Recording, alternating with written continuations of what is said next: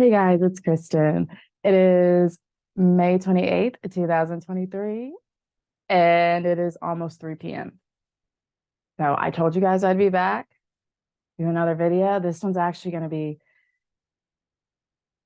the actual full story of my septic shock surgery for endometriosis and PCOS and how it basically was, I was dying, but didn't die. How I almost died. This is a story about how I died. It's like entangled. Okay, anyways, I do have some medical records here. I'm going to kind of go through that a little bit later on because I kind of wanted to read through it and see what was in there. But I have it here pulled up, the date. So this date right here, September 29th, 2019, you can ignore the time. That was when I was in ICU. So I went in September. So I had my surgery September 26th. And then I had to stay at the hospital overnight. So I left around kind of right before noon on the 27th and got home like mid-afternoon. And I was feeling really fatigued and tired. And I just, it was normal, thought I was just so surgery. And it just kind of progressed during the rest of the night going forwards until around, I want to say about 1 a.m. on the 28th. And then let's just say I was basically in the hospital that whole day, but it was about 9 p.m., I want to say, or 10 when I was put into ICU on the 28th. So that's why I pulled up the 29th here. So we'll get that. And I am in my mom's old art room here. So if it's messy in the back, please just ignore it. And also if you hear a lot of noise in the background, it's probably, my dad and brothers and stuff are going in and out. So just letting you know, I can't control that. Okay. So yeah, so you can look at here. I just wanted to show that day, just on my astrology. I just wanted to show that and show you guys. So look at all this Libra here. Sun in Libra, Moon in Libra, Mercury in Libra, Venus in Libra. So Libra tried to kill me. I'm just kidding. So Mars in Virgo, interesting. Jupiter in Sag, Saturn Capricorn, Uranus in Taurus, Neptune in Pisces, Pluto in Capricorn, Pluto, Chiron in Aries, and my North Node was in Cancer. And so this app here is called Time Passages. Like I said, I use quite a few different apps just to look at different things specifically because not like just one app has exactly, I guess, everything that I'm looking for, or they all have kind of different things and to them. It's hard to put that together, but basically I'll show you here. So I'll pull up Sun and Libra here. It's gonna have this paragraph here, and this is just whoever made this app. They're telling kind of what goes on during this time or what can go on, and you take it how it resonates in that time. So somebody could have the same thing but have something completely different happen, and it resonates in the same way but not. So what is this? My Sun in Libra, 6 degrees, fourth house. Okay. What is that? What is it? This says at this time, urgent for security and your home is important to you. You may find that you stick close to your family. Your emotions are deeply felt, and you may tune in others' emotional needs. Of course, the house nurturing, protecting, strongly tied to the past and karma. So I guess karma for me, whatever reason. During the transit, you may become aware of a no, da, da, da, da.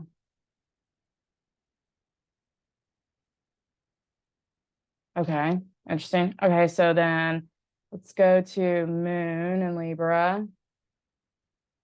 That's in the 5th house. It's especially my self-expression is enhanced. What is that? You likely share your feelings with others more easily at this time. Promoting yourself becomes easy and fun. I don't think it was easy or fun, but okay. You expect to be the center of attention? Yeah, the center of the ICU. Oh, that's ridiculous. Okay. Center of attention and Judy's Blossom. I don't think I had opportunities for romance during that time, but like I said, that you just take it as a respect. Okay, so here Mercury. Mercury is also speaking dramatic. I am the center of attention. Well, let's say I was the center of attention, but in ICU. Because I was dying. You should beware of being too wrapped up in your opinions. Don't put me down like that, astrology. Something has spit out. You're dramatic and creative. Yeah. I'm especially. It's funny. It just keeps, yeah, just the center of attention. Okay, let's go here. Mars was in the 4th house. And I like the reason why I also like this app here, Time Passages, is because it will also tell you when the transits, when they're the strongest. So it gives you like a date there, but it also down here will give you exact of when you can actually feel it the most is when it gives you an exact date. Usually that's when you feel that transit the most, but also the strongest is just during that time frame that it's giving me here. Okay, what does this say? And like I said, you can read this, you don't have to, you can skip over this if you don't care. It's not really, you know, I haven't gone through this in a while, so it's just interesting to just go back and just tell my story again, because I just wanted to go through this, and then I just go through my story of all of that anyways. So just thought it was interesting. You may not be aware of your true motivations during this transit striving, but see, that's, what's crazy though is that is true though. That was during a time where I felt like something weird was happening in my life and I couldn't figure out what that was. I had just had Wiley. He was just turned 7 months when I was in ICU.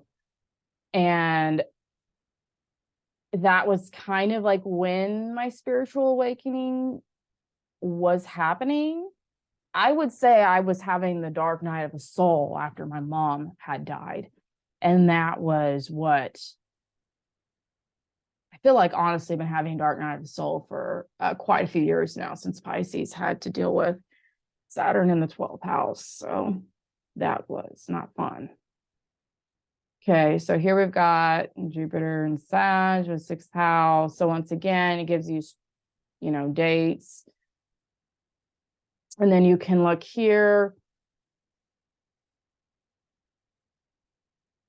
Yeah, no, that really applies to me there. So 18 degrees, like I said in my last video, 18 degrees, 22 degrees is significant.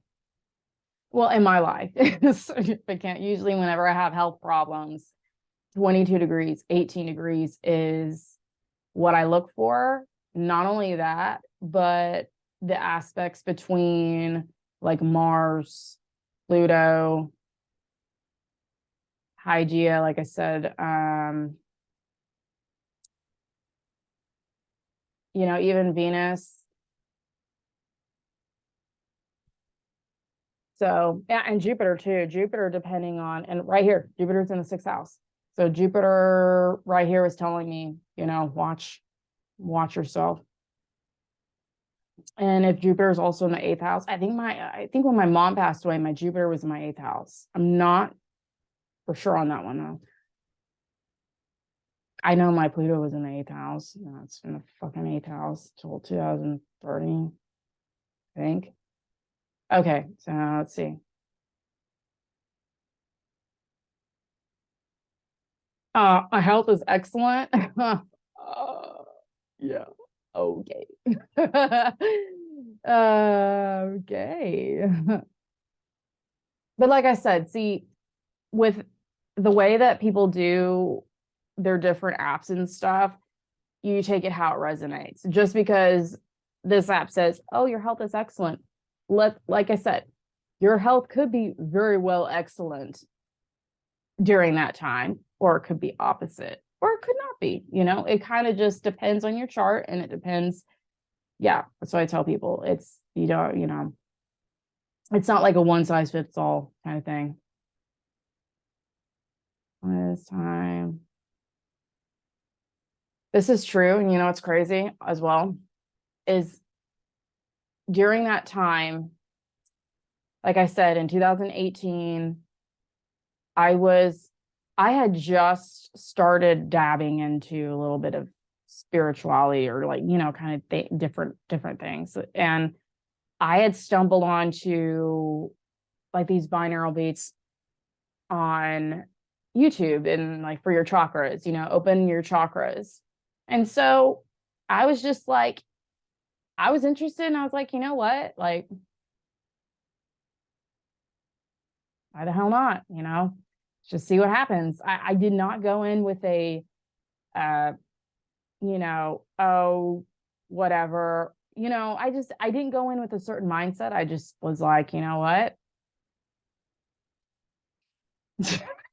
Let's see. Let's just see what happens. And I'm not kidding. It was I started, you know, I'm pretty sure I opened up all my chakras. And that's when life was like happening. And I'm not kidding. My friends, all of my friends that I've had for 8 years at that time, or was really close with, all of a sudden started acting really weird towards me, acting just like not like how they normally do. Then they started leaving my life, and I'm like, what the fuck is happening? And this is when things started to really pick up. It's so hard to explain. So I then became like more interested in spirituality and just trying different things. I think that's whenever I started kind of getting into tarot at that time. I was watching tarot, and I was like, okay, this is really interesting. And I was then getting into I'm not going to say witchcraft. And even then, if it's witchcraft, it's not in the way that people think it is. I see it more as a just rituals of, you know, the full moon or new moon, and just to enhance your self-love and for yourself. And anybody that doesn't get that, it's hard to explain. And if you want me to explain that more in another video, I would gladly love to do that. But it was after I had Wiley, it was like something completely, like I said, that was when, after I went through all the postpartum depression and everything, that's when I got the like pop-up idea that I'm supposed to speak and talk. And I literally was just confused, and like, what the fuck do I talk about? I mean, I knew I was like, I could talk about my health problems, but I don't want that to be like who I am, basically, because that's not who I am. Yes, I have health problems. Yes, I have these things, but I don't want that tied of that as me, because it's a part of me, but it's not me. And so I could not figure out at the time what I was supposed to speak about or talk about. And I was having some health issues in July. Yes, in July, I was having basically I was having a period every week for like a week straight. And not like it was, yeah. So anyways, for a week straight. And then I would be off for a week. And then the next week I would start again and have a full week. And then I was off another week. And then I would start again and then have another. So this happened for, I think, 6 weeks. And I knew that something's not right. And I'm probably losing a lot of blood and it's need to get checked. So then before I had Wiley, I knew I needed to have this surgery because my appendix, okay, I wish I had the picture of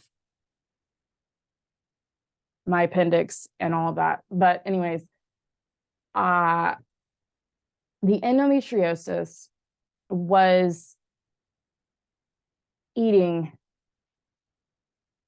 my appendix, attacking it basically. It was attacking it and causing what people would feel as mild to moderate or even, to basically severe appendicitis. That was what I was feeling for the last many years. And I did not know this until I went to go see my Excision specialist. And a lot of people know who this is, Dr. Goff. And Dr. Goff is an amazing doctor. I will always recommend Dr. Goff.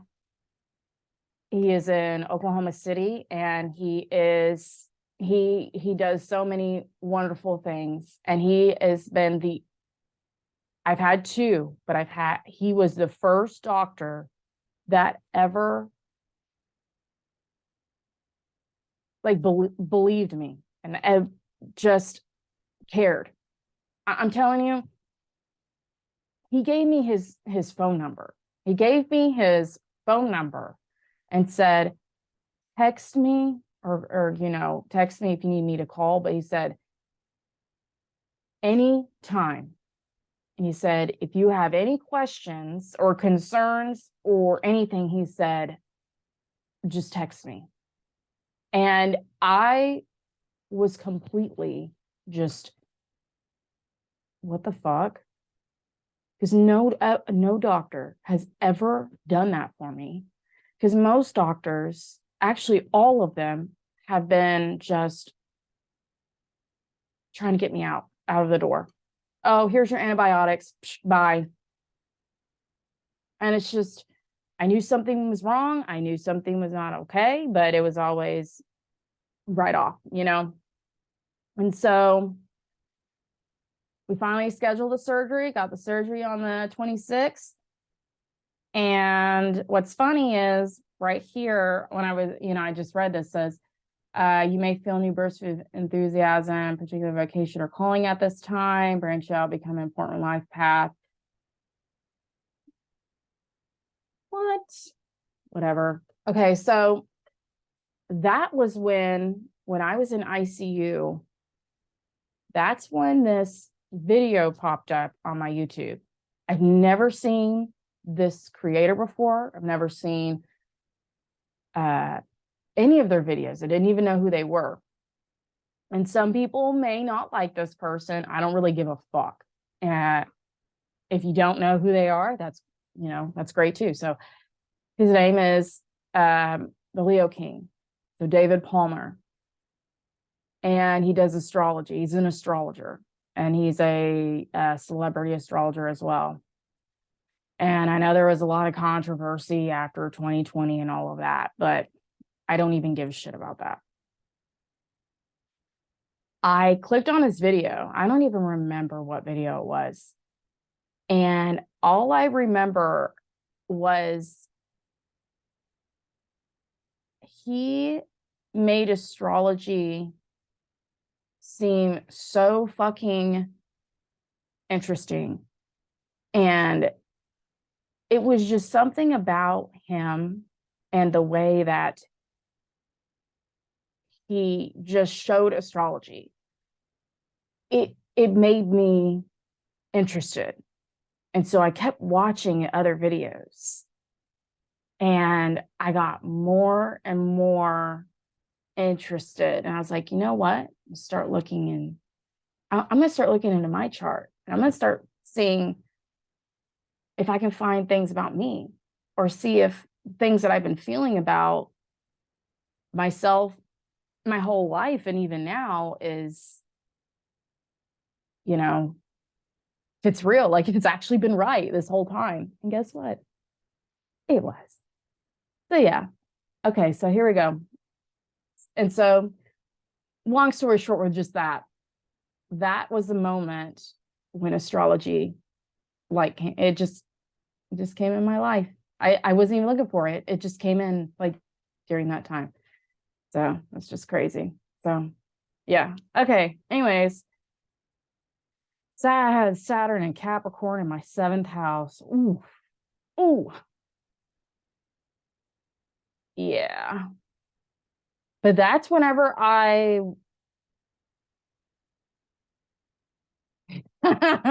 yeah, I'm not even going to say anything about that. Let's just say, yeah. Let's move on.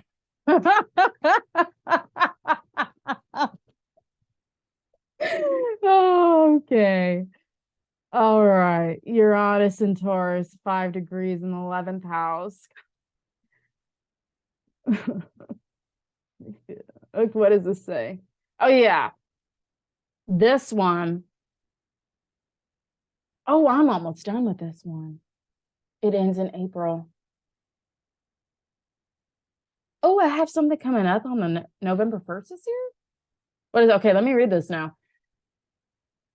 It may feel the urge to rebel against your previous group. Okay.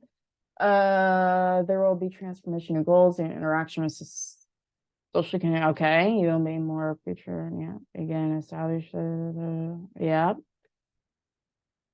There may be a sudden commitment to new age activities going beyond traditional and possibly outmoded norms for society. Your patterns of friendship and group association may radically alter during this period by exploring your uniquely individual contribution to groups you favor. Wait, contribute to groups you favor. You will. That doesn't make sense. You will come closer to your true destiny in terms of your highest purpose interaction. Is that yes? Yes, yes, I will. Yes, I am. I'm not saying I will. Yes, I am. Head the fuck out. Yes, I am. Okay. Neptune, 10th house. Ooh, 16 degrees. What's that? 2014 to 2031. Okay.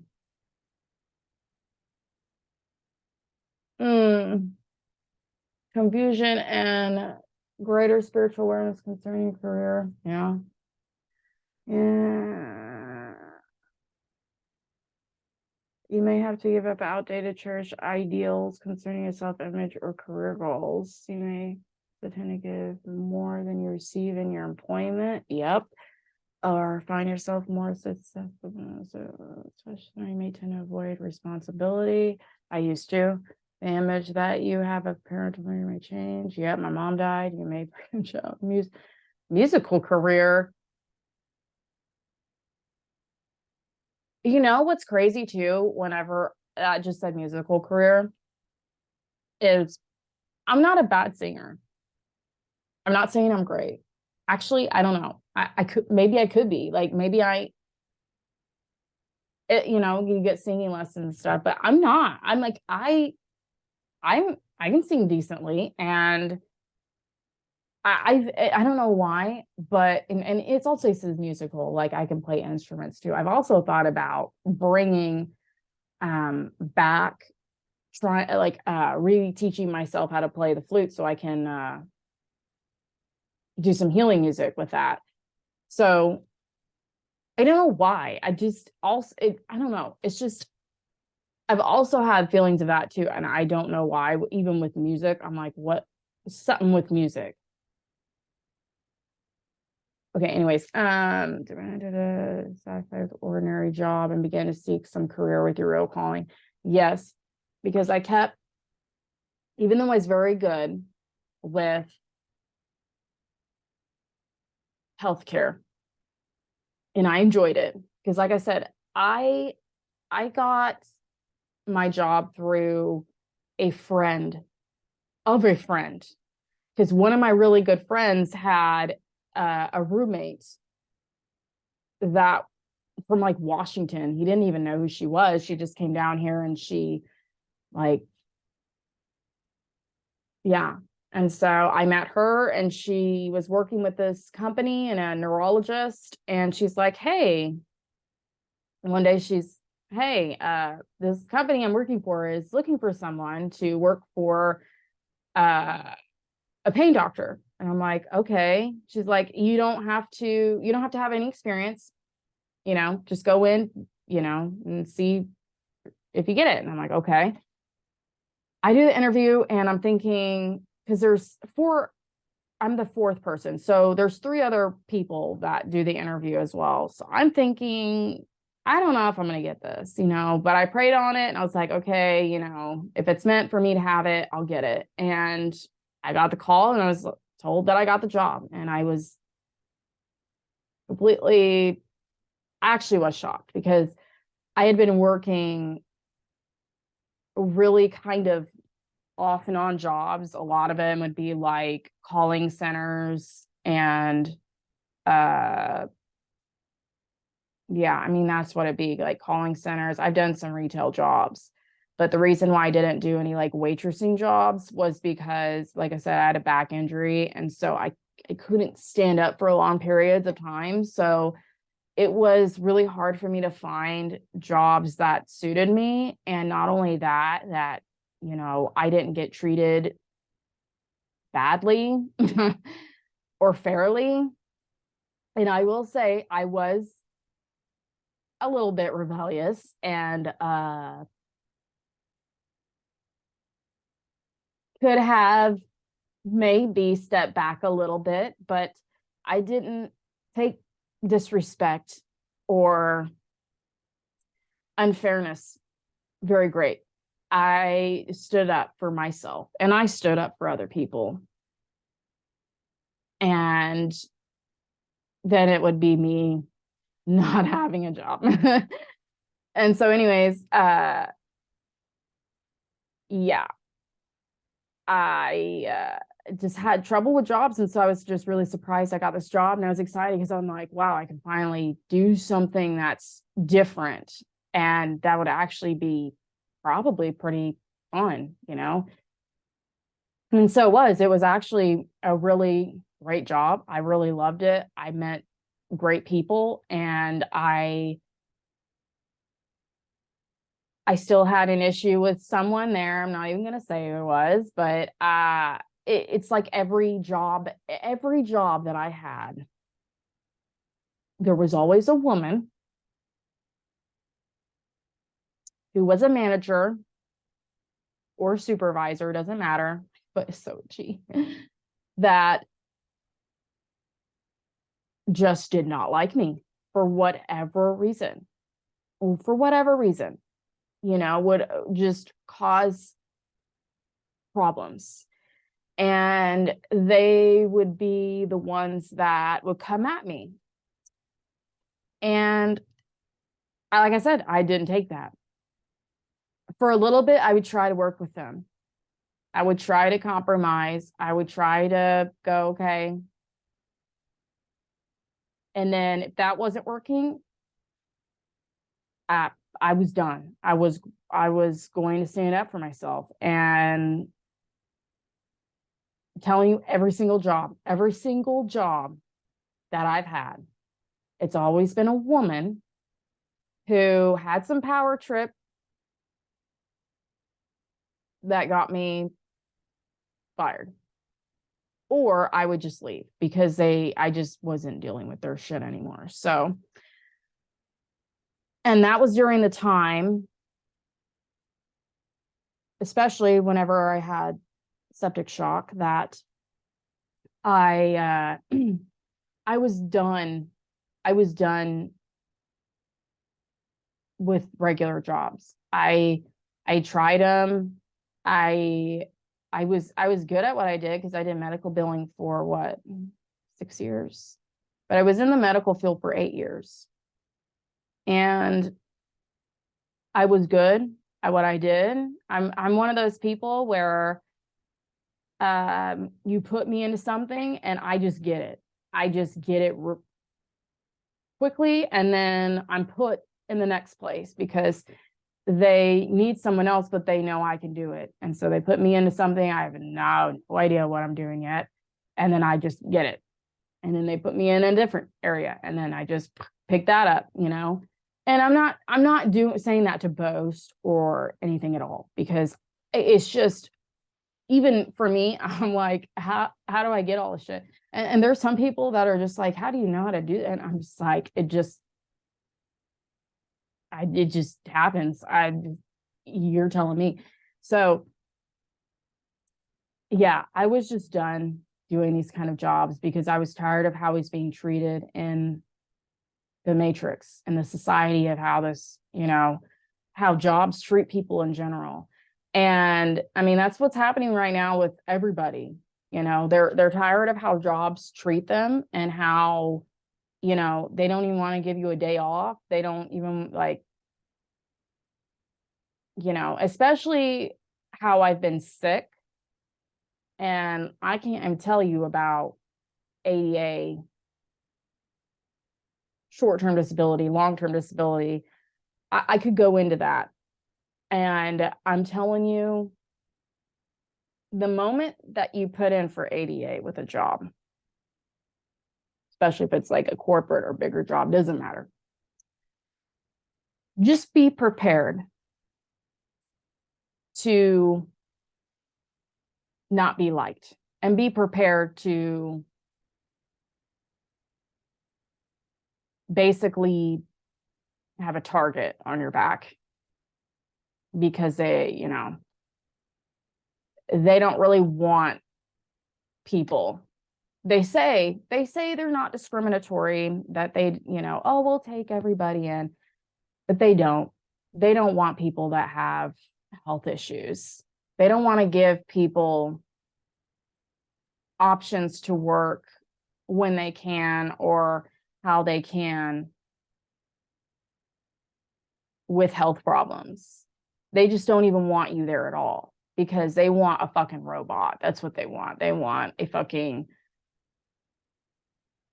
someone that just keeps saying yes and, you know, kissing your ass is what they want. But yeah, anyways, next, Pluto in the 8th house. So yeah, Pluto came in the 8th house in 2017. It's only for a little bit. And then, so here, February to June, and then December. Oh God. Hold up. December 31st, 2017. January 5th, 2000.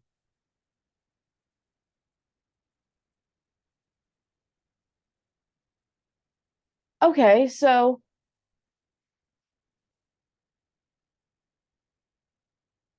I had another surgery here during this time frame, I think.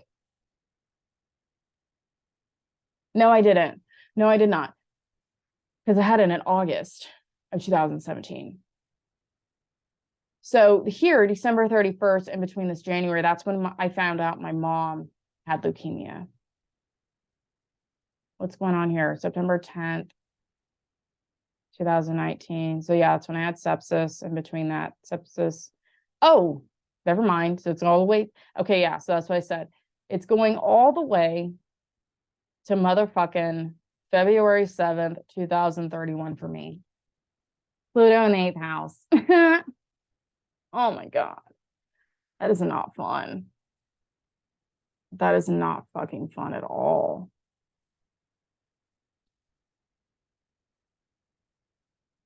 But I will say, rewards of contacts with others, deep from above, transformation. It can be a really great thing though too. Like I said, you take it how it resonates. I don't look at things always negatively or badly. I look at things positively. And even if it's something that is hurtful or painful, I look at it as in a way that is going, that it's for my highest and greatest good, and that it is going to lead me to better. Let's see. Is there any exact dates here? Exact January 29th, 2018.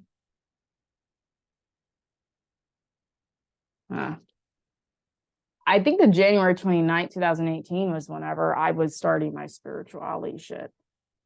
Okay. Nope, it's not going to. Okay, so July 22nd, 2018. I was pregnant. That was it. I don't remember that date. December 5th, 2018. Don't fucking remember that. But the next one for me isn't until June 14th, 2030. Very interesting. Very, very interesting. Okay, Chiron in the 10th house. Yeah, here from March 28th, 2012. And those can be specific dates, but 10th house is career. It can also mean marriage or but I look at it as mainly career, like what you do for career. And Chiron here, I had Chiron in Aries too. Like then, damn. Oh no. Yeah, so I had Chiron in Aries even up until 2012 from 2022. And then it moved because Chiron was in Aries in my 10th house, and now it's in the 11th house. But I will say this. Chiron in the 10th house here makes sense. You know why? In the 10th house here for me, I worked in the medical field. So a lot of Chiron can, is dealt with healing, medical field.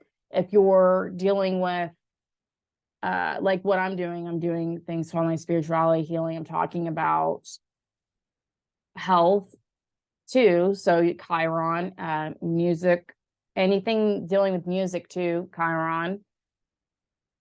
You get what I'm getting here. So it makes sense, but also Chiron is wounded. So I did have a big wound with jobs and working because I was not able to find a steady job. And even when I did, it was like something would happen and then I have to go find another job or go be put somewhere else. It was always like, oh, you're comfortable? Psych. And yeah. So yeah.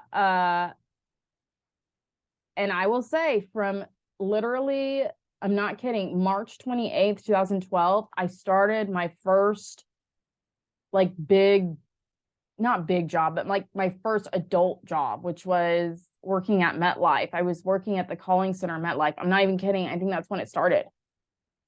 And then 2022. So that was when like I said, that's when I decided I wasn't going back. I did not want to go back to a regular job, that I was going to do this. And I was done with all of that. Oh no, hopefully it's still up. Okay, so North Node real quick, first house. Whoops. Okay, so since during this transit lasting 18 months, you feel an alteration and eventual transformation in the areas of partnership and close interpersonal relationships. Entire approach related and changing at this time. This may be significant. developing for you. Yep, a long time. The very basis for relationship may be changing along more spiritual lines. You may be tempted during this period to focus your attention on other people, meeting their needs instead of your own. And depending in turn on them for emotional support, you're being called to actualize your own individuality at this time, however, and to leave others to work out their own karma. This can be difficult, but also quite rewarding for you. Changes in your personality and process during this transit may be more obvious later on with the perspective of time. Okay, so that's all the transits there. I wanted to show real quick. Yeah, look at that shit. Square, square, square, square, square. So Moon square Neptune, Venus square Uranus, Venus square Neptune, Mars square Ascendant, Jupiter square Sun. Oh God. Here, see, look at this. Look at this Pluto. The sun semi-square Pluto. Look at that. Ooh, Jupiter, Sessi quadrant, Chiron here. And then Jupiter, Saturn. You got Uranus conjunct, natal moon, Uranus square Chiron. And then here's a big one for me, because I know this in my chart. I didn't realize Pluto conjunct Neptune was there. Neptune conjunct my sun has been a very fucking hard transit. And anybody that knows astrology will understand this. If they've ever had this transit, it is not fun. It is not fun at all. And okay, so let me get it off of this because I want to share real quick. Let's do this. Okay, so yeah, I want to share one thing here real quick.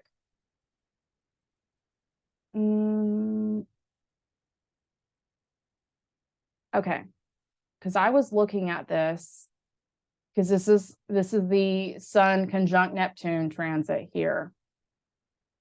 And I wanted to show y'all something that was really interesting because I had this whenever I was going through septic shock. But also even for quite a few years before it, but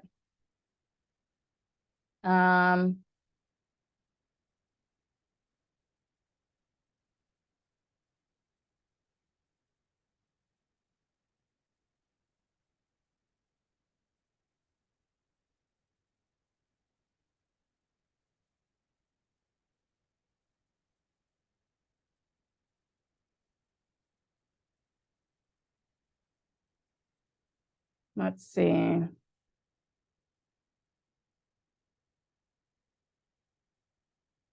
Sun Neptune.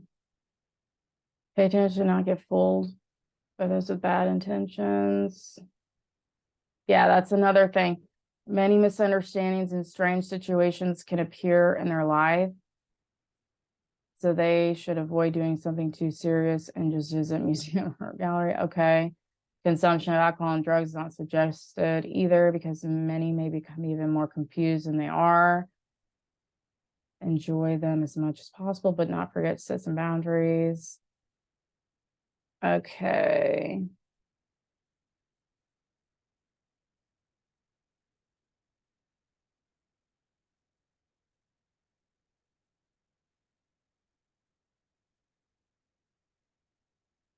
That's crazy. It's everyone is trying to take advantage of their goodness. They plan for. Well, I thought it was this one. Maybe it's not. Hmm.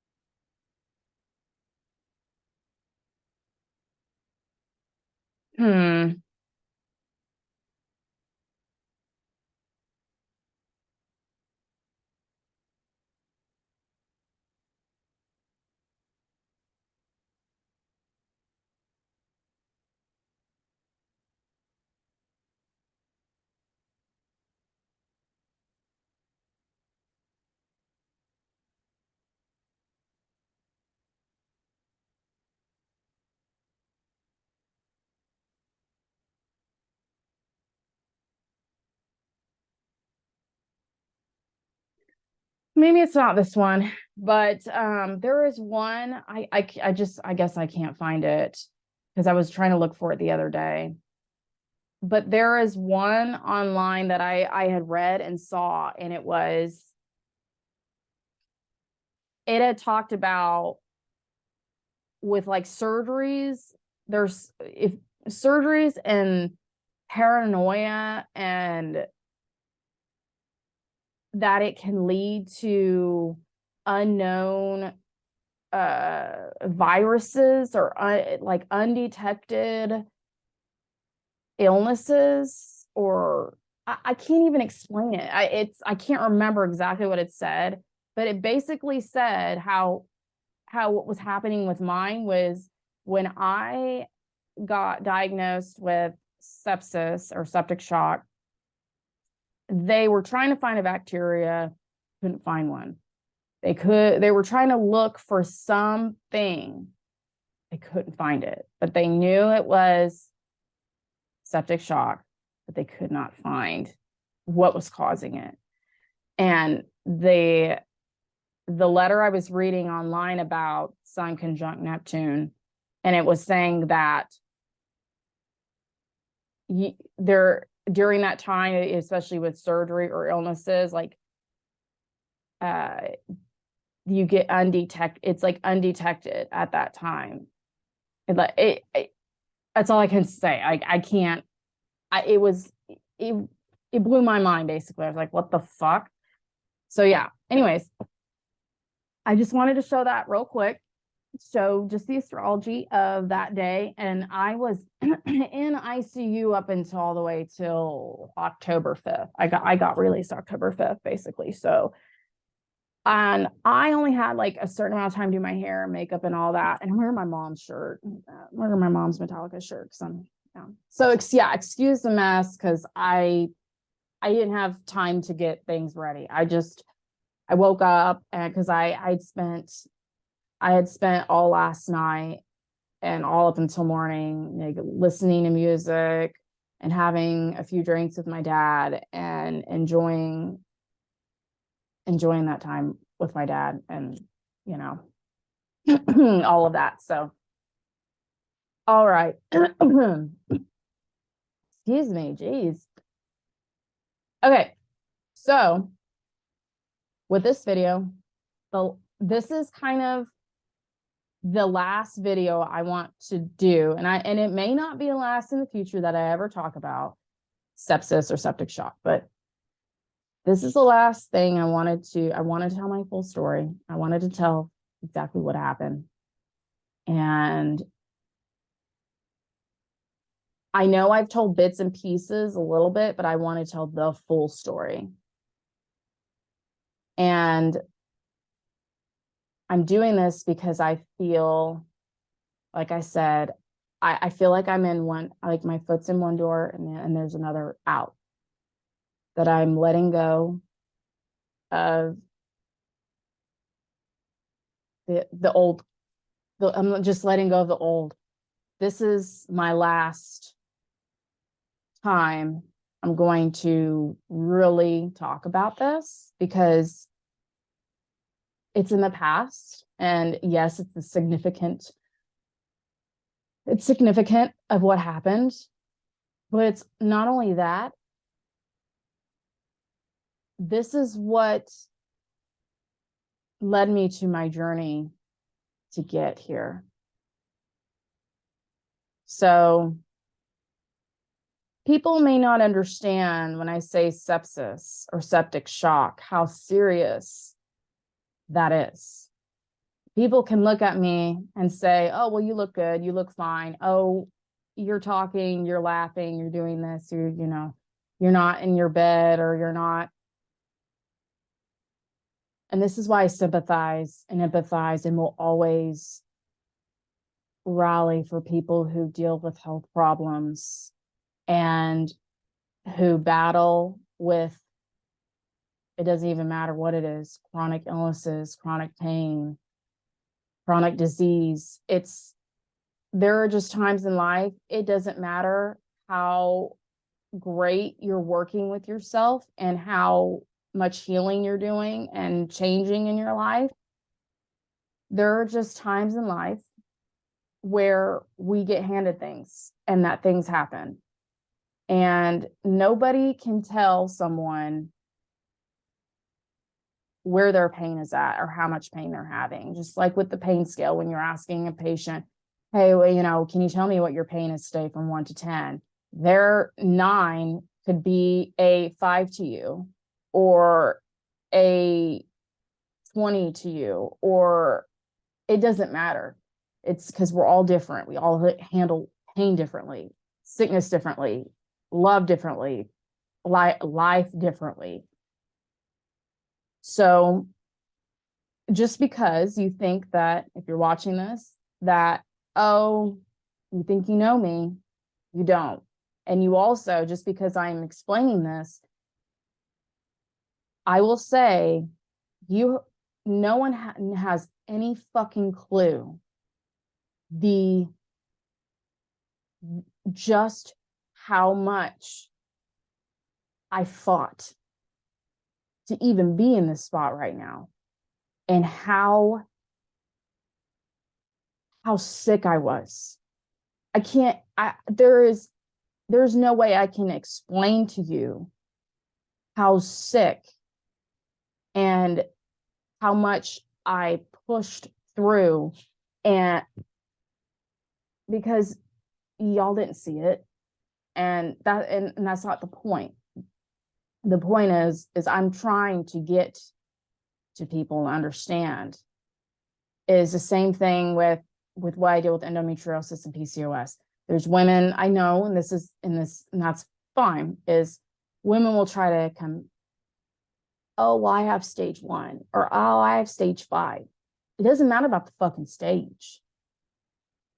You can have stage 5 and someone can have stage 1, but the stage 1 could have more pain than stage 5.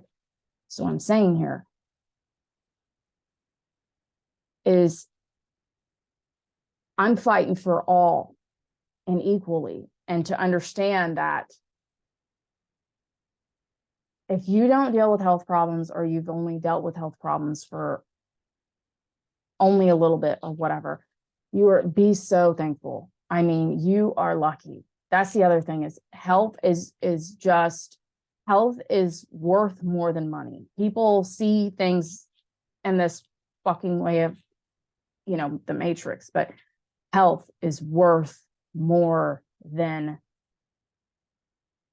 what everybody else is fucking trying to get. So I do want to say, since actually, no, hold up. No. Okay. Let's share screen real quick. One more time. Let's go to Google.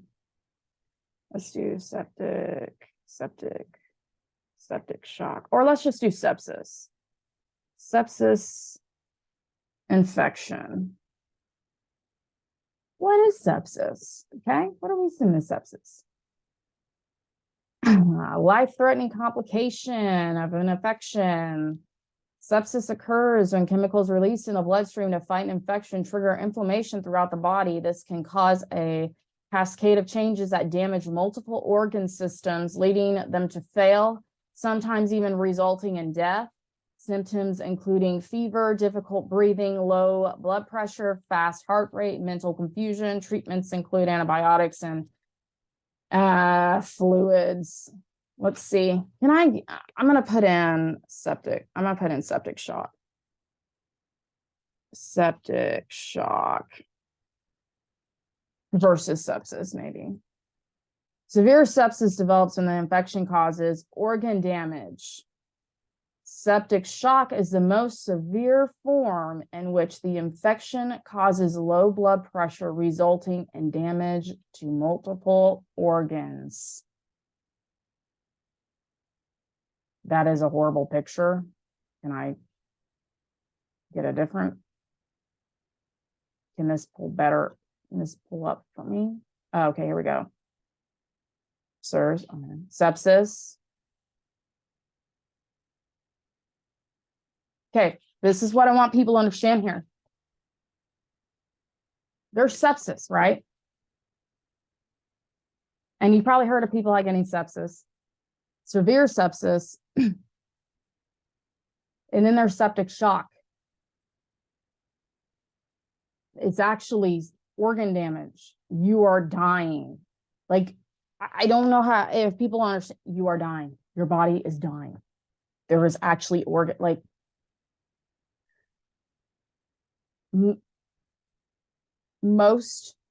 almost all die from septic shock. It is a miracle that I am alive, that I'm here.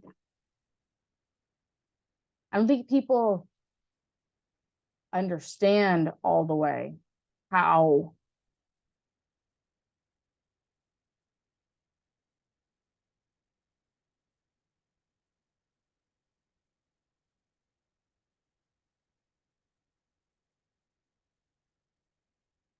I haven't looked at pictures, but yeah, so I think you get it. Let's look at this.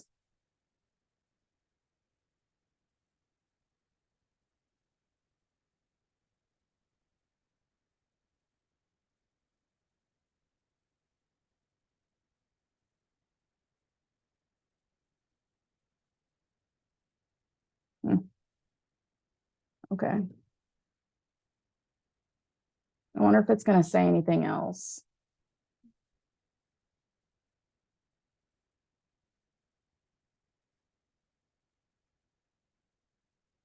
Sepsis, life-threatening.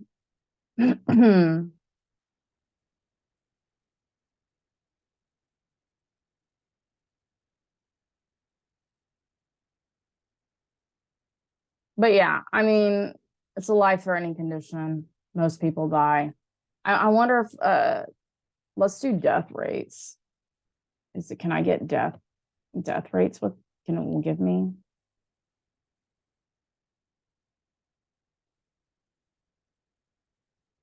So mortality rate of SIRS ranges from 6% to 7%, and septic shock amounts to over 50%. In particular, abdominal sepsis exhibits the highest mortality rate with 72%. The long-term prognosis is equally poor. Only approximately 30% survive the first year after hospitalization admission. I'm telling you, ICU, 37.9%. 63.4% patients with septic shock pass away.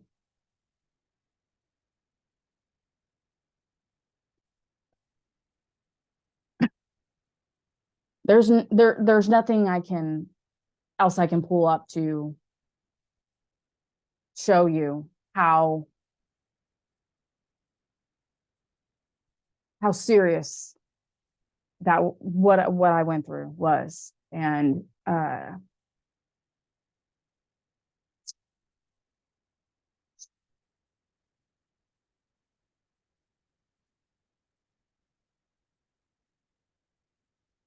didn't know if I was going to make it. Doctors didn't know I was going to make it. All I knew was when I was in ICU, there was only 3 things that went through my mind. When you are told that we don't know if you're gonna make it.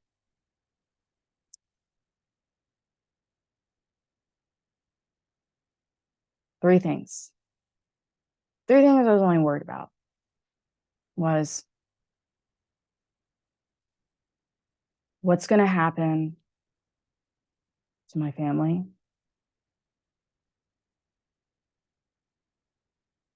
what's going to happen to my son, and then the last one was I a good enough person in this life? That was it. That's it. And I'm trying to put this in a perspective of sometimes in life, and it happens because we're humans, and I'm going to say I still get that way, is we think certain things are more important than others. And sometimes we get too worked up or wrapped up in things that it just doesn't matter. Or even if it does matter, it's not that big of a deal as what you're making it or as it's happening. You know, I think at that time after I had just had Wiley, I was having issues with my body. I was having a hard time accepting my new body after having a child. Because you have, as a woman, you have this body for your whole life a certain way, you know? And then once you have a child and it changes, it was very hard for me. And I was struggling with that. And I was struggling with a lot of other things too. But I'm just saying this as one example is I was worrying a lot about how I looked and how I didn't like my body. Like, especially, you know, as women, once you have a baby, because, you know, your stomach grows and you get stretch marks and you get some loose skin. And, you know, it's just, that's just how it is. And I was just struggling with that. I was struggling accepting my new body and thinking that I was ugly and that, oh, you know, all that. But anyways, not any of the stuff that was really bothering me, I'm telling you, that was not even on my mind. Not even on my mind after going through that. It was not something that was even in my radar. And I hope no one goes through the shit that I went through, but I'm sure people with cancer too get this, where they have this, all of that stuff that they worried about in the past or whatever, it's just not there anymore. You know, you're fighting for your life. You're fighting for your life. And I only knew for a few days what that feeling was that my mom was feeling with me and my 3 brothers. And the universe somehow got it to where my mom was still in remission at that time. And she was having to do blood work and stuff like that still, but she was in remission and she still had her port in. And so when I was in ICU and going through that, my mom was able to be there. And what's funny is, I mean, for me, it's funny, but I had to get a port put in as well. I had to get a port put in because they could not stick me. Because I had thrown up so much, they could not stick me. And they tried it. I think they finally got maybe one in, but it was not great.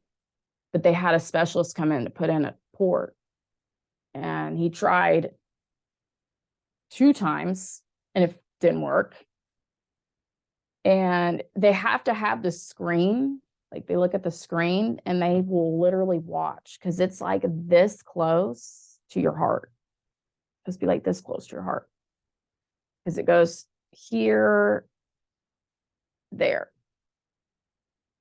And it's a fucking weird experience, but I was watching him do it. So it was kind of cool, but you know, he's like, oh, I don't know. But he was like, oh man, I'm going to try. He's like, I've done this for 30 years. No, not even kidding. He's like, I've done this for 30 years. He said, I've only had this happen with like maybe 2 other patients in the last 30 years. He's like, you're like my top 3 now, like top 3 hardest patients to do this. I was like, well, that would be me. So he's like, well, I can only try one more time. And then I'll have to get somebody else to come in, or we'll have to wait, or we'll have to figure out what we're going to do.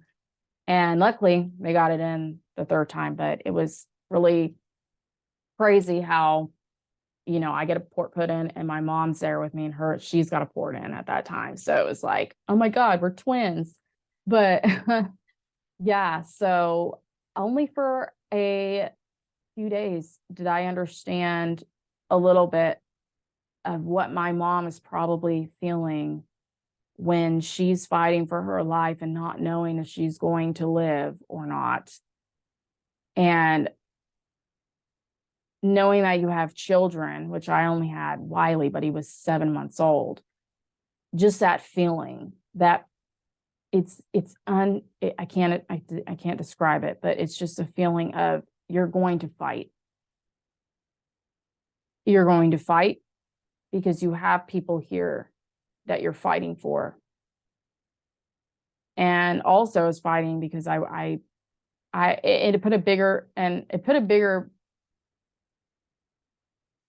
it was even more of an impact on me because I had struggled with depression in and out since I was 14 years old. And there were times too where I sound like I tried to kill myself or off myself, but it was kind of a if it happens, I don't know if some people know that or not, but there was 2 or 3 times where I should have died, but I woke up. And this right here, when you're put in a spot where it's the opposite, I wasn't even prepared for this to happen to me. And especially now after having a kid, and I was just, and this was an opposite. I was like, I don't want to die. I don't want to die. I'm not ready to die. I'm going to fight. I don't want to die. And so I was scared. I was scared, and but I accepted if I wasn't meant to stay here. So I know I prayed and I told God, and I said, you know what? There's nothing I could do with this situation. So I said, if I'm meant to be here, you're going to keep me here. And if I'm not, then I'm not. Like, there's nothing I can do with that. I would like to stay here, but, but I knew that, I had a bigger purpose because, yeah, even the doctors were shocked, and the specialists, because, yeah. So September 28th, 2019, 1 a.m. I had been asleep for about a few hours, and I woke up feeling a little nauseous, kind of like gonna throw up, but I was just feeling a little nauseous. I checked my temperature. It's about 101. So not even thinking about it, because for me, if I'm having a fever or whatever, I'm just like, okay, I'll take 2 Tylenol, pop them, it'll get better. So I go back because I'm just so exhausted that I'm just not even registering it. So then I go back to sleep for about 2 hours. I wake up again at 3 a.m. It is 3 a.m. And then this time I wake up and it is the feeling of like throwing up I'm surprised I even collected myself to not throw up, because I hate throwing up. I will do anything in my power to not throw up. I just don't like it. So I am in the bathroom. I'm like, I get myself to where I don't throw up. I check my temperature again. It's 103. And I'm sitting there kind of like, well, It's 3 a.m. I don't want to wake Wiley up. He gets up at 6. So, and I was so tired. I'm telling you, I was just so tired. Like, I can't explain how tired. I think I was falling asleep a few times in the bathroom. I would not be surprised if I did it, if I was or not.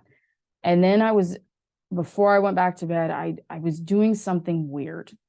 And I don't even know how I caught myself, but in my head, so I was hallucinating. I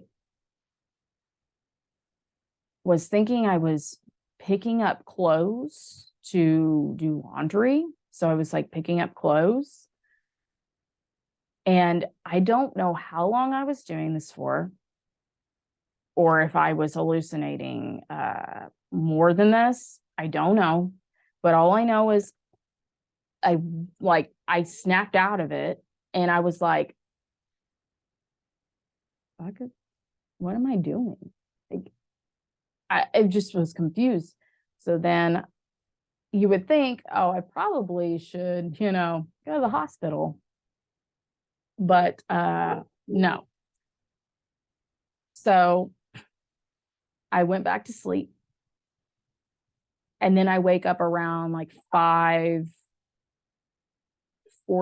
a.m. And this time I have family coming in right now. So this time I have about like this time I knew I'm like, I'm gonna throw up. Like I knew that there was no stopping this. So I run in the bathroom. I'm gonna explain this. I've thrown up from drinking too much, from food poisoning, from pregnancy, flu, whatever. I've thrown up from pretty much every situation in life, most people. This was so violent that I can't even explain that. It was not even it couldn't even compare it to anything else. But it was so violent, and it was just it was just so much. Like I can't. It's gross, but it was so much to where I couldn't breathe. And so I had to take a breath and I aspirated some vomit in my lungs because it was coming up so hard, like so much. I couldn't breathe. That was, yeah. And then afterwards, and this is how I'm going to say is after I was done, it was that bad to where when I was done, I literally said, I'm dying. I just knew I was dying. And just the way that I felt, I was like, I'm dying. I took my temperature. It was 105.3. And I was just sitting there and I couldn't really move. I was just like, well, it's been good. But yeah, I was able to get taken to the hospital.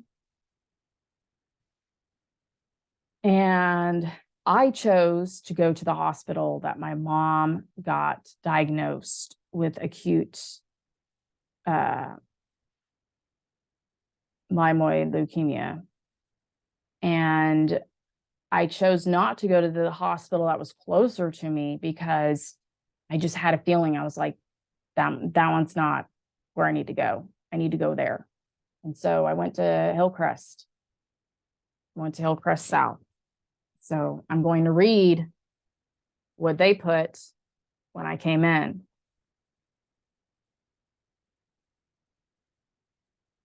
And so was this 7:10 a.m.? Okay, but yeah, anyways, this patient arrived to the ER with high fever of over 104. She had taken Tylenol about an hour before arrival and was given 800 milligrams of ibuprofen. She was, I don't know how to say this word. I don't know. But anyways, my heart rate was in the 140s and in a sinus rhythm. So 2 days, she's 2 days post-op from laparoscopic surgery, excision, not complaining of significant abdominal pain. However, recent surgery differential is worrisome for possible post-operative infection. UTI, pneumonia, also considered pulmonary embolism. She's complaining of headache that she says is similar to other headaches she has had. She was given Reglan and Benadryl, and headache completely resolved. She has no neck stiffness or any sign of meningitis on exam, because they did check me to see if I had meningitis, and I did not. Chest x-ray is clear without any suggestive of pneumonia. The urinalysis does not show any evidence of UTI. My white blood cell count was normal. There's no evidence of any acute process that would explain patients' abnormal vital signs. No evidence of post-operative bleeding, infection, PE, or pneumonia.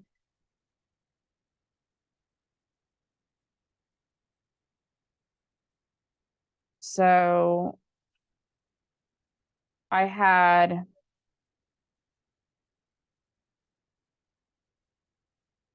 one 35 blood pressure. Oh, okay. No, never mind. So blood pressure initially on arrival was 120 over 62.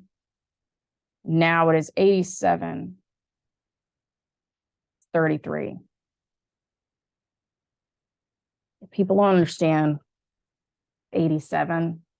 My heart rate was at 87 over 33. Her fever has improved, and I guess my temperature was then at a 99. Heart rate has gone down from 140s to 122. Additional 1 liter of bolus ordered. I don't know what that is. Okay. Heart rate was continuing to improve. Blood pressure is still borderline.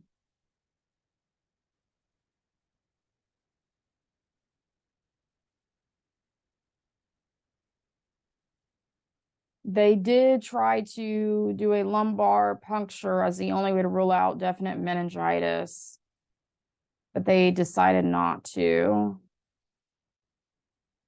And then after a total of 2.5 liters of, I don't know what the fuck that is.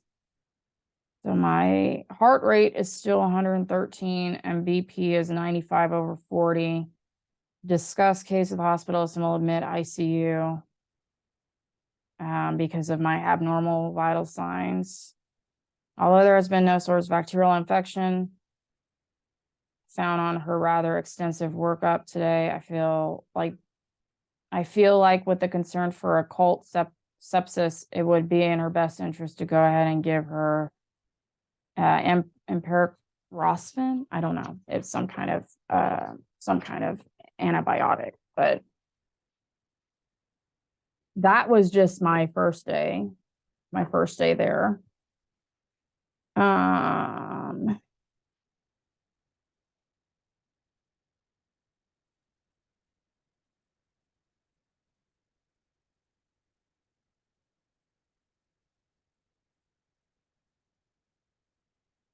And so then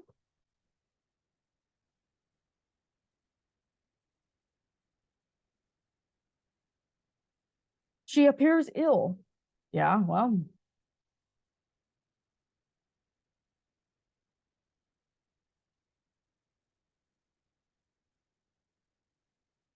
tachycardia. I think that's how you say it. Tachycardia. I don't know. It's just like your heart rate's faster. Yeah. So that was present. So yeah, they said that my laparoscopic surgical sites are clean, dry, and intact without any evidence of infection or bleeding.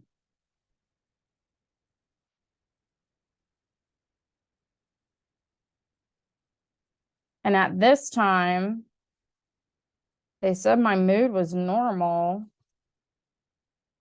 But whenever I did go in, after I told them that after they took my temperature the first time when I came into the hospital, and it was over 104, and all of a sudden there's just like 20 people around me.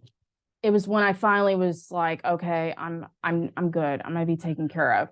And then I went, like, my brain went away. Like, I was hallucinating and did not even, I was not registering, and I guess I wasn't even there at all, pretty much that whole day until I got into ICU.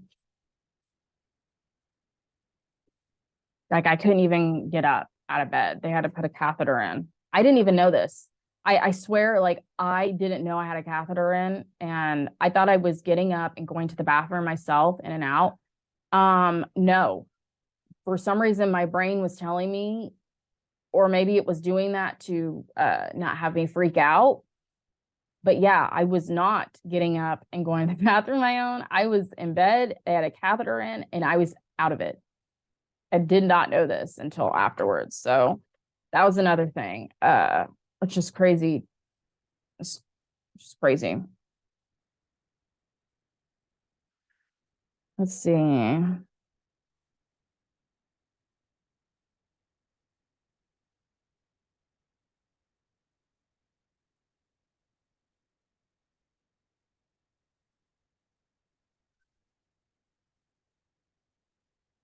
Yeah, so it says here, and she arrived at Hillcrest Medical Center.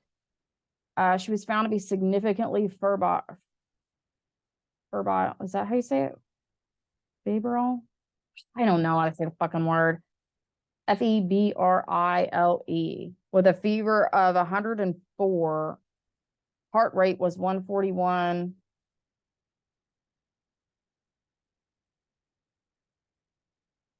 Heart rate is on 118.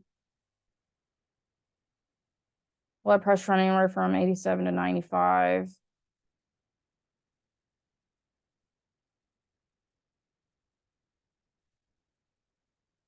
So same thing here. I'm trying to find when they found out I had pneumonia.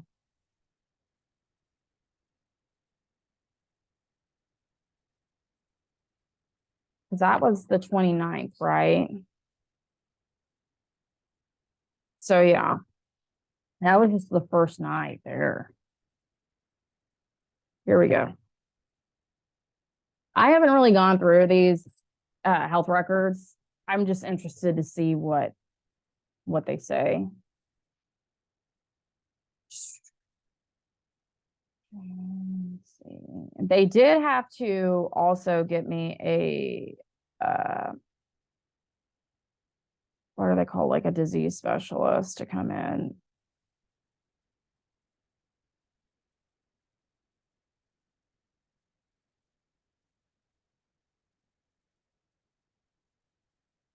So yeah, so fever unknown.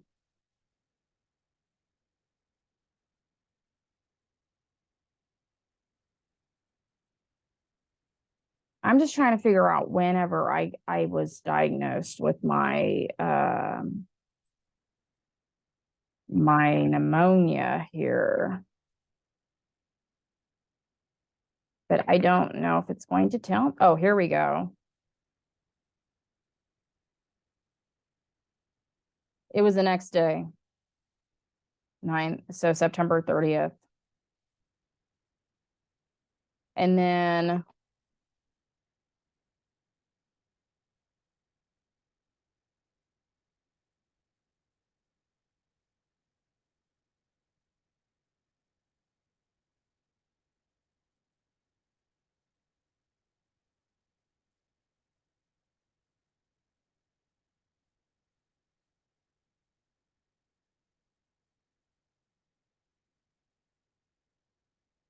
yeah. So it was then it was the next day. So, okay, I'm done reading those in.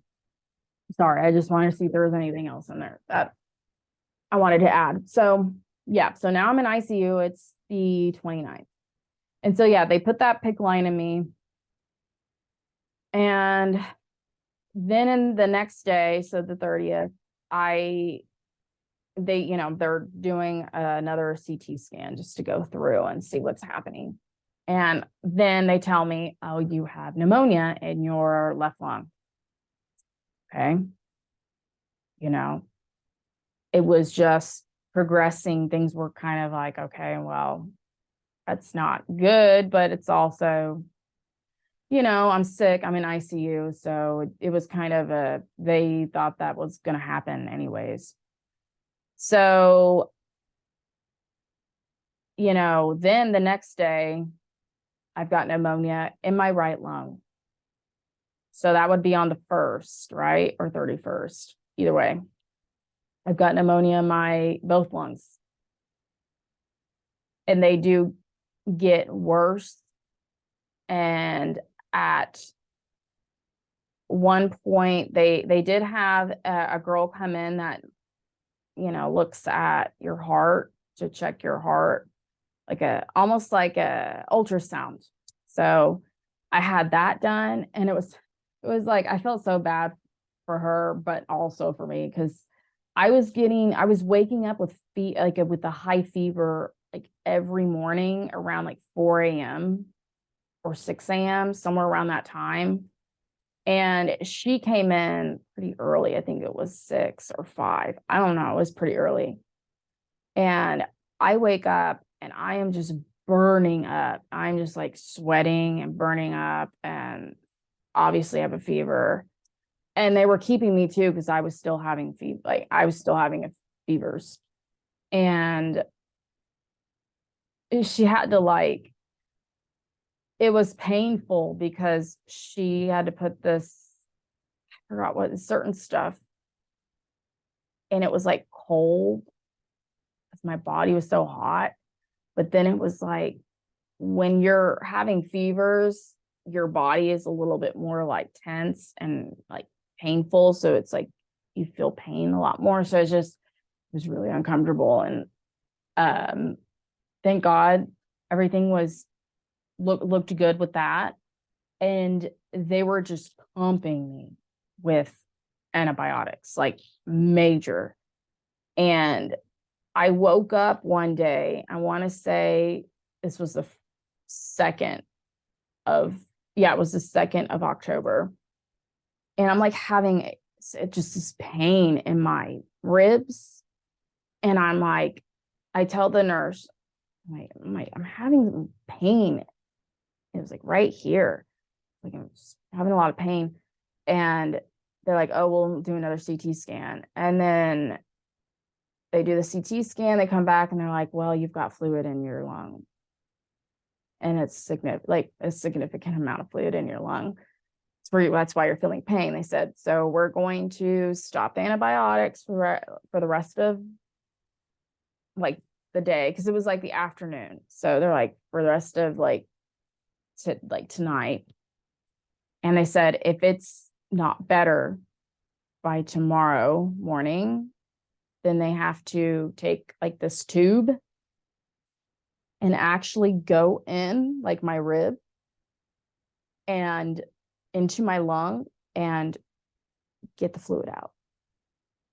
And when they told me that, I said, okay, so if I have to do that, am I going to be put asleep for that? And he goes, no, you're going to be awake. I said, excuse me? What did you say? I think you just said that I was going to be awake for that. Yeah, you'll be awake. Said, you better hope that that doesn't happen. Because I said, I don't think you're going to be able to get me to do that. And he's like, then it's not going to feel good either. I'm like, yeah, I bet. Going through my rib into my lung. And I bet it doesn't feel good.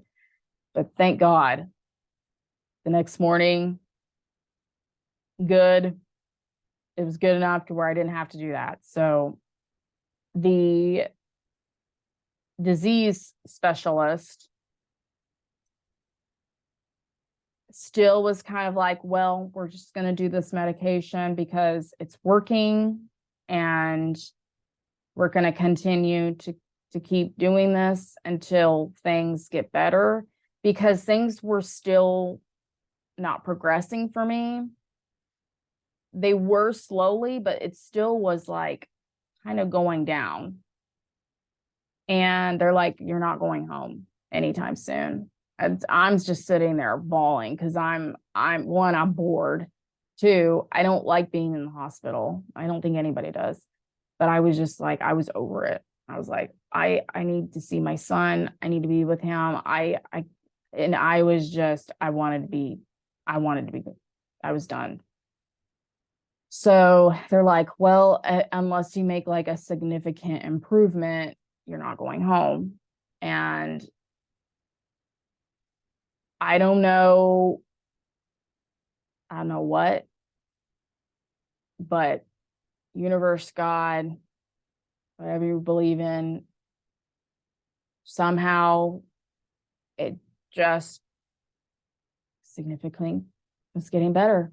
Just turned around. And then I was able to get out on the 5th. Doctors and the specialist, because my disease specialist doctor, he was from Nigeria, and he had a very thick accent. And it's funny because I could understand him pretty well because my papa is from Peru. So he always has a thick accent when he's not speaking Spanish. And so everybody has a hard time understanding him. And even, the specialist, but I'm able to understand him. And he's like, I've never had a patient who has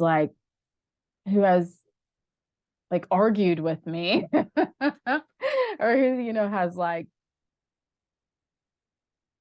I'm not going to say really argue, but I really got onto him. And because I was like, well, I'm doing this, like you said, and I'm going to go home.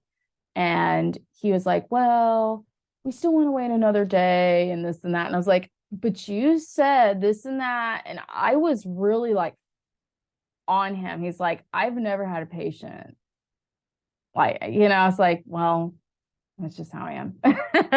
But I'm thankful for every single one of those doctors, the specialists, and the nurses that took care of me, because if it wasn't also for them, I would not be here. It was a strange experience to go through, but it was also one of those experiences that changed my life, because that was a time where I knew it was coming. I was wanting it, and it was the push forward, because before I had the surgery too, I wanted to get off pain medication.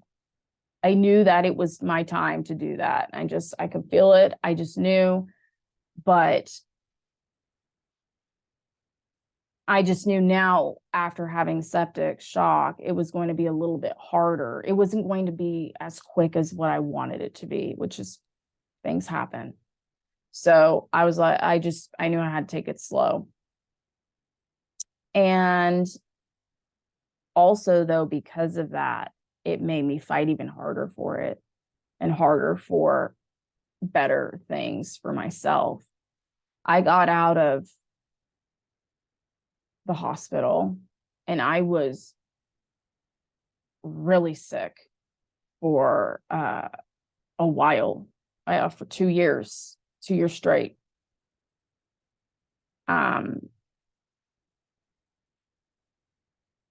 That plus dealing with the job that I was at, dealing with the short-term disability and getting denied, having to get a lawyer, and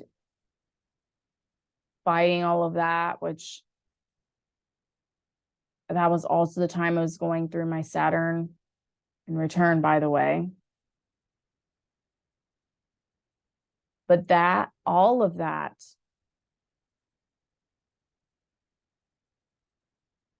made me a better person and made me, like, it pushed me forward and towards where I need to go.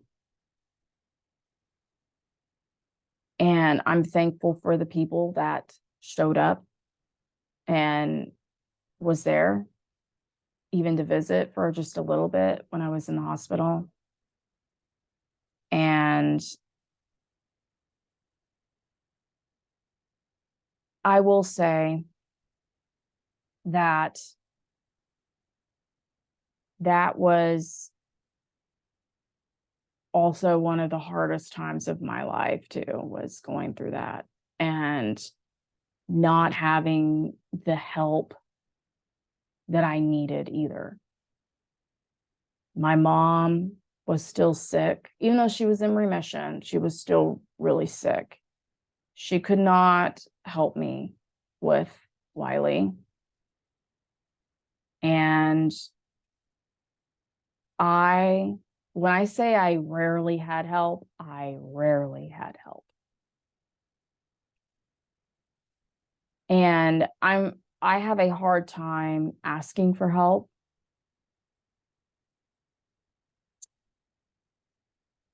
Because of childhood stuff, but not only that, I just have a hard time asking for help. But I started trying to push that aside and ask for help. And at that time, I was still, even when I was pushing and asking, it was still not there. Rarely was it there. And all of this is led to why I do these videos. And not only do I love doing them too, it's to also be a person that I can say, I understand. I can understand you and empathize with you. And if you don't have anyone, or if you've known that feeling too, I want to be there for people, even if right now they don't have anyone either, because I want to be that person to hopefully give you that feeling of compassion and love. And because I know what it's like. And I don't want anybody to feel like that ever. Ever. Because it can be a very lonely life whenever you deal with a lot of health issues, chronic pain, chronic illness, chronic disease. Because a lot of people that don't have that, they don't understand. But also, look at it this way, is the people that also don't understand. And if they try to come to you or talk to you about it, and it may come off a wrong way, you'll know how it is. You know if it's coming out in a disrespectful way or not. But more times than not, it's just, we'll see it that way sometimes because, and maybe someone doesn't, but I've had instances where people will say something to me and I'll be like, why the fuck did you say it like that? But then I realize, because they're just trying to connect. They're just showing that they're being there, even if it's coming out wrong. And don't take it the wrong way. Actually take it in a good way. Take it as in a way that they're actually trying to show that they're being there. It's just maybe, not the right way, or, it might not come off in the way that you want it to, but not everyone's going to understand people who go through things like this, and that's fine, and that's anything in life. But I've gone through hell and fucking back since then. And I have fought and fought and fought many situations and people and illnesses. And I will say this: I embrace change. Here's the thing: before, like when I was a child, and before I was about like a teenager, child to about 14, I would say about 15, I embraced change. It wasn't something that really bothered me or I would try to fight or whatever. But something in between 15 to fucking last year, it was like I fought. I fought people. I fought things. I fought, trying to prove my point, trying to get people to listen or hear me and I just also with the mindset too. I've said this before. I didn't know any better. I didn't have anybody around me to help me see or think otherwise. I had people around me that just validated my situation or my life in that time. And there is a reason for it. And I already know either way. I had to go through that to learn what I needed to learn. And spiritual healers or, gurus, whatever you want to call them, they'll come out and say, if you would have just done it this way or that way. And it's still not even that, because like I said, we are all different. And you know what's right for you, just like I know what's right for me. No one can tell me my truth. I can't tell you yours. I can give you my story. I can give you maybe some opinions or maybe a different way to look at things, but it's up to you if you want to take that or not. I'm not forcing. I would never try to change that, if that makes sense. But it's also, I truly believe that we all have to go through things, and it doesn't matter what it is, to learn what we need to learn. And even if I knew this stuff before all of everything that was happening,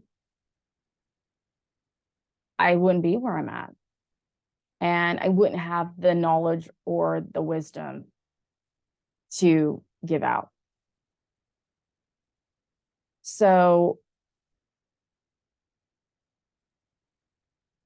also, if you feel like you're not where you're at, or you feel like you are meant to be somewhere, but you're not yet, or something's meant for you, but it's not happening yet, just know that it will happen at the right time, in the right way, with the right people, and to not worry or stress about it, because if it's meant to be, it will be.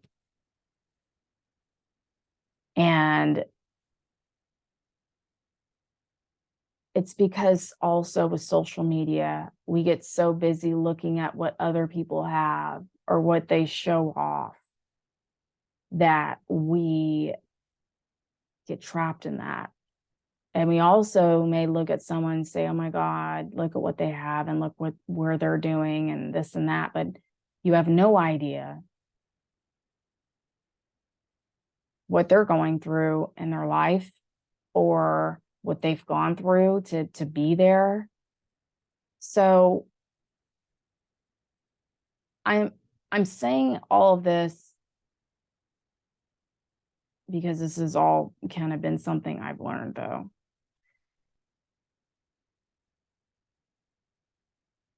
Is I I I always want everybody around me to be successful. I'm not bitter about it or upset if somebody is like making more money than me or has something that I want and whatever. I'm happy for them. I want that. And so, and then I'm just hoping that those people want that for me and know that I've had a lot of struggles in life, literally a lot of struggles, but I've had to learn to balance not only my wants and needs and for myself, but balance it with the people that I love and care about too. And that if it's not a balance, if it is me doing more than the other person, then it needs to be fixed, or there needs to be something compromised. If not, I start moving away from people. And if somebody doesn't want or doesn't support me or talks badly about me, I don't bye. Like I used to worry so much about not about what people thought of me, but like keeping them in my life, even if I knew that they weren't good people, because it was more of, I don't mind being by myself. I love being by myself. I will go to the movies by myself. I'll go to a restaurant by myself. I will go pretty much wherever by myself. But it's nice to have friends and people you can talk to and do life with. But when, but I've realized it needs to be with the right people and the people that love you and want the same for you as you do them. And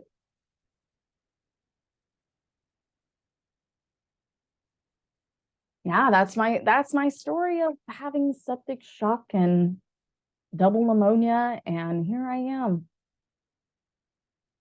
I'm still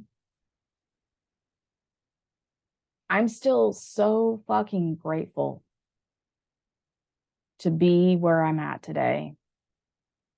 And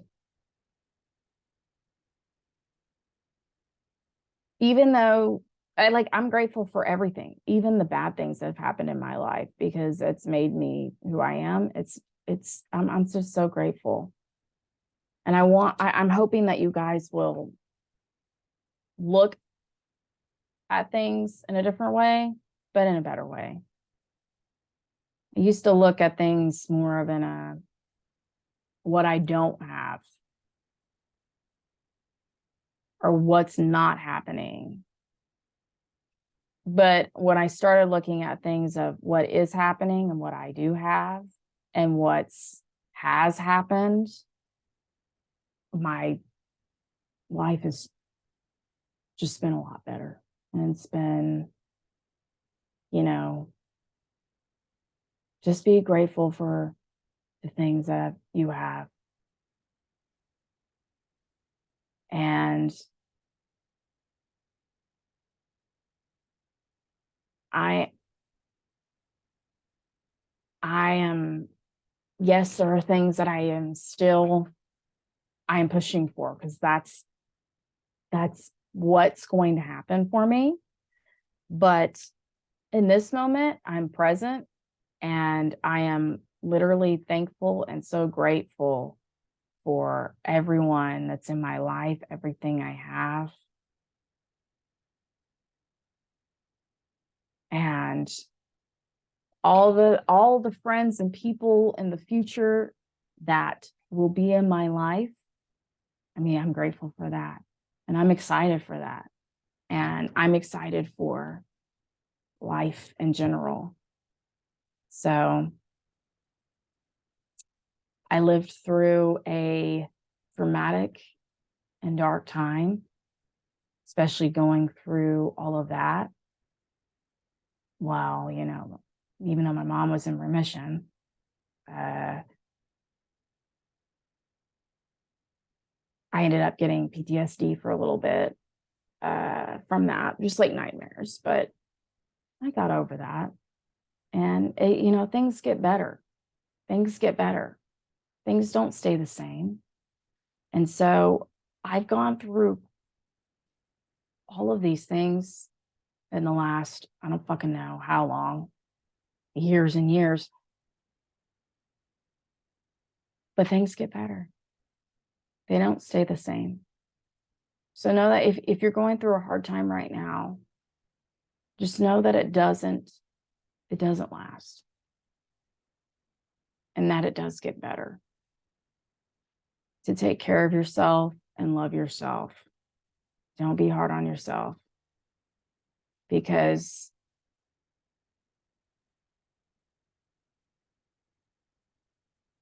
you are precious and you are an important person in this lifetime. You have something important to give and to do. And even if you don't know what that is yet, you will. So don't worry about the things that you don't have any control over.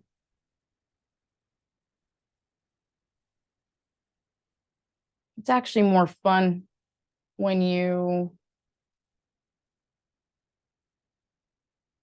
know, when you get on like a roller coaster ride that you have no idea what's going to happen. It's scary. And it's almost like, you know, when you get in a car ride with somebody that you don't even know either. It's scary, but it's like, it's also that it's going to happen feeling, you know what I mean? Okay. I wanted to do this video for a while. I just didn't know how I wanted to do it. So sorry if it was kind of slow in the beginning. I wanted to take my time a little bit with this one. But I tell my story. I may have to tell it again in a different way later on in life. I don't know. But you know, I'm moving forward to bigger and better things. And you can feel like your life is over, or you can't get past a certain situation because it was so bad, maybe in your mind or whatever, or that things are never going to change. But let me tell you, don't believe that shit. Don't believe it. Don't believe that. Don't accept that reality, please. Don't.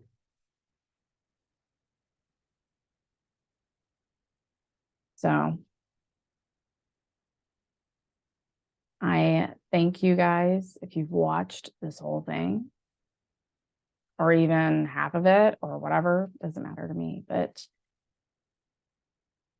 I'm thankful for every single one of you guys that watches my videos. I just saw, like, again, the other, like, because here's the thing, guys, is I don't really get on social media. Like, I'm actually rarely on social media. I sometimes get on TikTok, but what I do is I post my videos and then I get off. I sometimes get on my messenger, like Facebook Messenger. I maybe like check it once a day, but like I don't get on Instagram. I don't get on like Snapchat. I'll get on it like a little bit, but not really. I just am not very much in social media. People understand a lot of times I'm busy reading astrology. Like I'm not kidding. I'm either doing that or I'm just like I'm with my kids. I'm doing other things with life. I'm not yeah. So also, thank you. I saw that I have 4,000 followers now. Thank you. That's amazing. Here's the thing is that's not my goal my goal was never to, what is it? Be what they call influencer or whatever. Yeah, but my goal is to reach as many people to help, because I legit care about people. Like I don't, yeah. So thank you. I'm so appreciative of that. That's awesome.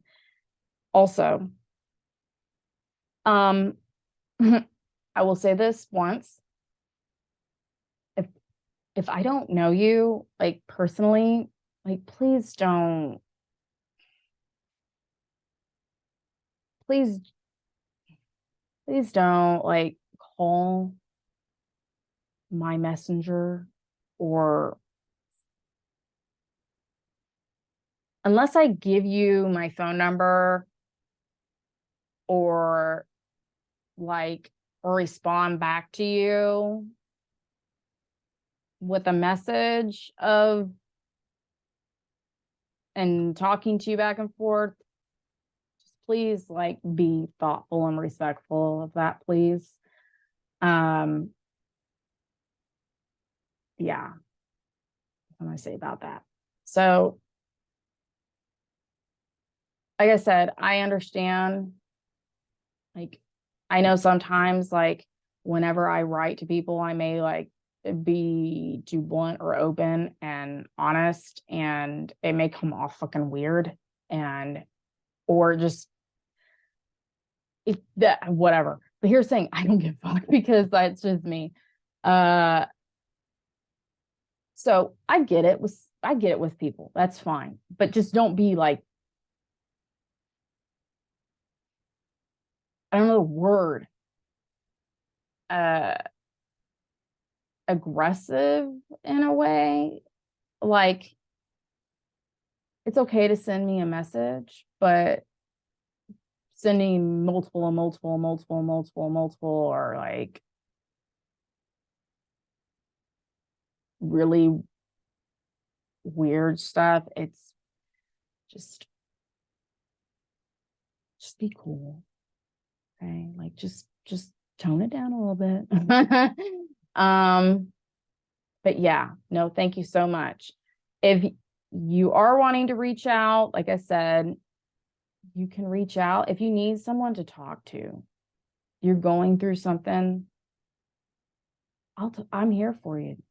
I mean, I'll do the best I can. I may not be able to get to you right away or like all the time, but I can do my best, because like I said, I got this, I've got fucking life, I've got my kids. I can only do so much.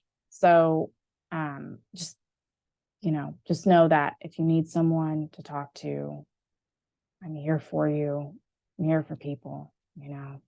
But also understand that just because I'm also here for other people, just please be mindful. I also got to be here for myself too. Like I can't, just give and not give to myself. So yeah, anyways, thank you so much. I appreciate every single one of you that watches my videos. I love you all, and have a great rest of your, what is it, Memorial Day weekend, or is it? Who knows? Goodbye.